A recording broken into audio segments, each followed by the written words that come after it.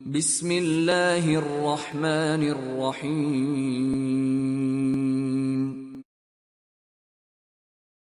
السلام علیکم خواتین و حضرات، ایک بار پھر قرآن فہمی سے ریلیٹڈ سوال اور جواب کے ساتھ میرے ساتھ تشریف فرما ہیں جناب علی اصغر عظیمی صاحب۔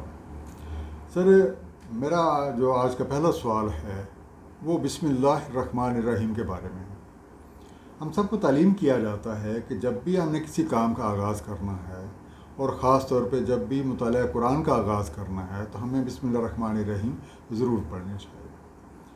آپ ہمیں یہ تعلیم فرما دیں کہ بسم اللہ الرحمن الرحیم پڑھنے کی کیا حکمت ہے؟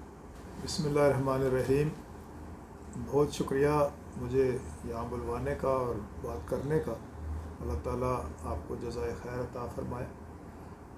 یہ جو جملہ تسمیہ جسے ہم کہتے ہیں بسم اللہ الرحمن الرحیم کا، جب بھی ہم کوئی کام شروع کریں تو ہمیں یہ حکم ہے کہ اس کو بسم اللہ کے ساتھ شروع کیا جائے۔ اور ہم پچھلے پروگرام میں ہم نے تعوذ پہ بات کی تھی۔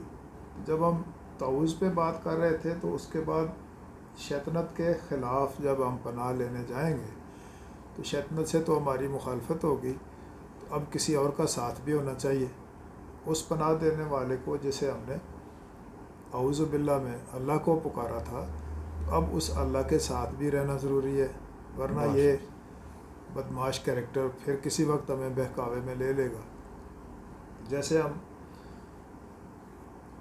اللہ کی پناہ میں آئے تو اس کو ریٹین بھی کرنا ہے۔ تو بسم اللہ کے ساتھ جب ہم یہاں دیکھتے ہیں تو اللہ، رحمان اور رحیم تین اسماء کا تذکرہ ہے۔ بسم اللہ کا ہے کہ اللہ کے نام کے ساتھ، ترجمہ عموماً کیا جاتا ہے کہ شروع کرتا ہوں اللہ کے نام کے ساتھ۔ تو یہاں شروع کرنے کی تو کوئی بات ہی نہیں ہے، عربی متن میں کچھ بھی ایسا نہیں ہے۔ جب کہ ہم فارسی میں دیکھیں، انگریزی میں دیکھیں تو وہاں کوئی سٹارٹ کرنے کی بات نہیں ہوتی، صرف اردو میں شاید اس لیے کہ جب یہ حکم پیش نظر ہے کہ کوئی بھی کام شروع کریں تو بسم اللہ الرحمن الرحیم کے ساتھ کریں، اس لیے انہوں نے یہاں سبھی مترجمین نے شروع کرنا لکھ دیا ہے۔ شروع کے لفظ کے علاوہ اگر ہم غور کریں گے تو بسم اللہ کا مطلب یہ ہے کہ اللہ کے نام کے ساتھ۔ اب اس کے نام کے ساتھ جڑے رہنے کا مطلب یہ ہے کہ جب ہم نے تعوذ میں درخواست کی تھی ہمیں اپنی پناہ میں لے لو اس کردار کے خلاف، تو پناہ میں لینے کا مطلب ہے اب ہمیں اپنا ساتھ بھی دے دو اللہ کے نام کے ساتھ، جو رحمان ہے اور رحیم ہے۔ اسم اللہ اسم ذات ہے اور رحمان الرحیم دونوں صفاتی علوم ہیں۔ رحمان الرحیم پہ تھوڑی سی بات کر لیں گے کہ یہ جو الرحمان اور الرحیم ہے، ان دونوں کا مادہ روٹ ورڈ رحم ہے۔ تو رحم رحمان میں بھی کام کرتا ہے، رحم رحیم میں بھی کام کرتا ہے۔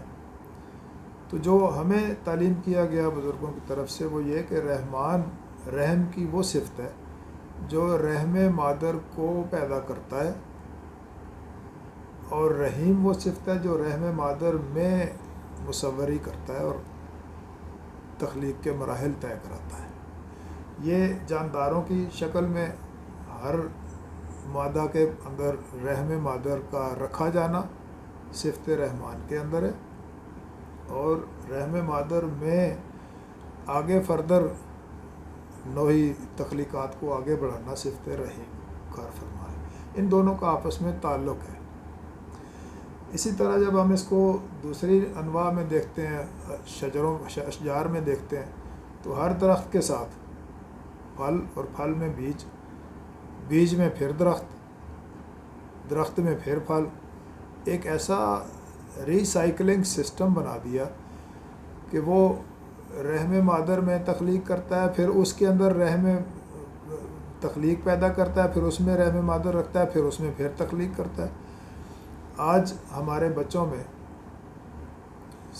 جو تولیدی صفت ہے وہ رکھی گئی، کل کو یہی ماں باپ بنیں گے، پھر ان سے آگے بچے پیدا ہوں گے، پھر ان میں یہ بات شامل ہوگی۔